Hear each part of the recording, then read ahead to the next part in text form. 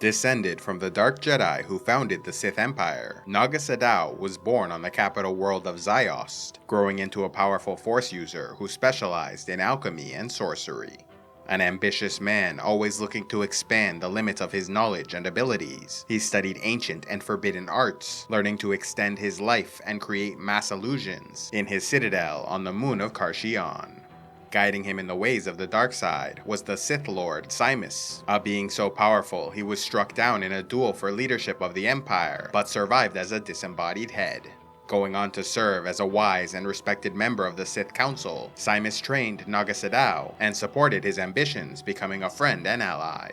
After growing his reputation and raising his own armies, Sadow grew so influential he was allowed to join the Sith Council, serving during the Golden Age of the First Empire, under the legendary Dark Lord Marka Ragnos. Yet while the Dark Lord brought about an age of unmatched prosperity and riches, Ragnos chose not to expand the borders of their empire much further, as he did not want to risk being discovered by the Republic. And while Naga Sadow accepted the decision and respected the authority of the Dark Lord, he did not agree with his policy, believing that it would eventually lead to stagnation and the weakening of the Empire. As a result of his expansionist views, he became a bitter enemy of Ludo Kresh, a more conservative Sith Lord who agreed with Marka Ragnos and did not want to risk destroying what they'd created.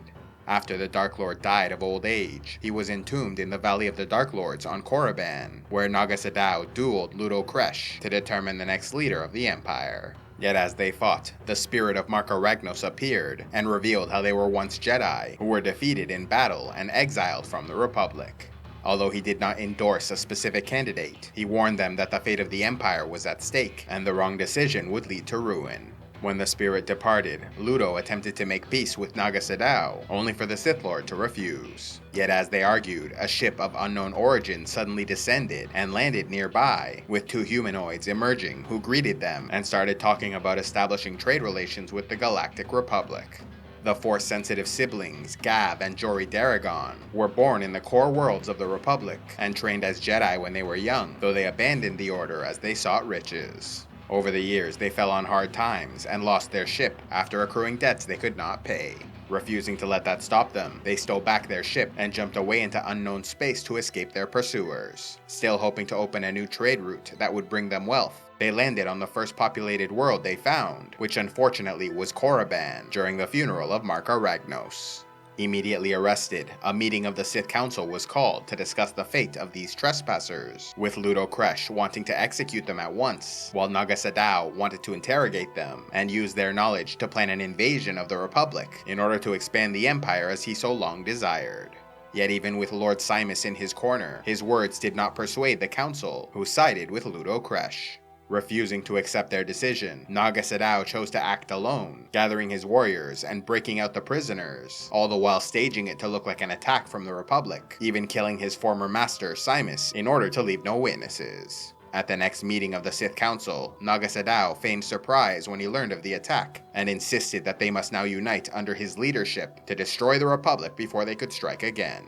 Although Kresh continued to oppose him and refused to commit his faction to war, most of the council hailed Naga Sadow as the new Dark Lord of the Empire and prepared their forces for the invasion of the Republic. In order to deal with Ludo Kresh and his followers, Sadow tricked them into attacking a decoy target so that his fleet could descend upon them from behind and crush their forces. Although Ludo survived, his army was vastly depleted, and so he went into hiding, leaving Sadow as the undisputed Dark Lord of the Sith. Back on Karshion, with the humans Gab and Jory, Naga Sadow was uncharacteristically kind, treating them respectfully and pretending to care about their well-being. Through his schemes, he kept them separated, taking Gab as a Sith apprentice and teaching him of the dark side, while Jory was allowed to return to the Republic, escaping on her ship during the battle with Ludo Kresh, and thereby leaving a trail for the Sith to follow. With his enemies crushed and the might of their people behind him, Naga Sadow was so confident in his victory that he left the Empire practically undefended, bringing the entirety of their strength against the Republic. In addition, Sadow stationed himself in a meditation sphere in the Primus Galud system, where he used his powerful Sith sorcery to project large-scale illusions that made their forces seem 10 times larger than reality. The Sith then attacked the Republic in the Great Hyperspace War of 5000 BBY, and while Jory Daragon had told Empress Teta of the Koros system about the impending invasion, they did not have sufficient time to adequately warn the Republic and prepare their defenses. When the attack came, it was brutal and unrelenting, with the Sith slaughtering their enemies, and the Republic struggling to organize and deploy their forces. Striking at the heart of enemy territory, the invaders went after core worlds like Kirik, Sinagar, and Coruscant. Having taken them largely by surprise, the Sith seemed unstoppable until Gav Daragon, the apprentice of Naga Sadow, had a confrontation with his sister and saw the error of his ways. Abandoning the dark side, Gav flew a ship to Sadow's meditation sphere and opened fire, thereby distracting him and allowing the Republic to discover they were being tricked with illusions. With fresh reinforcements arriving for the defense forces, the Sith lost their momentum and started to lose ground. Defeated and furious, Sadow locked Gav in the sphere and left him to die, before he was forced to lead the remnants of the mighty Sith fleet back to the safety of the Empire. Yet the catastrophe of the Dark Lord's campaign had not yet run its course, as Ludo Kresh awaited them in Sith space, with a fresh army at his back, declaring himself the new Dark Lord, as Sadow failed and brought them to ruin. After another brutal battle, in which Sadow lost much of his forces, he was finally able to kill his old enemy, only for the Republic to then arrive, as Empress Teta ordered her fleet to follow the Sith, and wipe them out once and for all. With everything lost, Naga Sadow fled with a single ship, eventually finding the moon of Yavin 4, where he established a secret base, determined to begin his efforts anew. During his years on the forested moon, Sadow continued to study Sith sorcery and alchemy, experimenting on his Massassi slaves, and creating new lifeforms like Sith worms. Though some of the Massassi warriors rebelled against the Dark Lord, he massacred them and went on with his experiments. Eventually, after extending his own life for centuries, he placed himself in suspended animation, awaiting the day he might bestow his knowledge upon a worthy apprentice, and help form a new Sith empire. In 4400 BBY, such a student appeared when Freedon Nad discovered Sadow and trained as his apprentice. When Nad had learned all that he required, he killed his Sith master and moved on to follow his own ambitions. Yet Sadow was so powerful that his spirit lived on, and even inhabited the body of the Jedi apprentice Isen Gint centuries later, until he was killed by his master Beryl Ovair.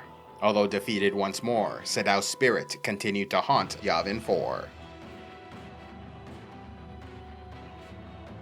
Love audiobooks? Then be sure to check out Audible, where they have the world's largest collection available. Simply sign up through the link in the description box below, and get 2 free audiobooks to start out.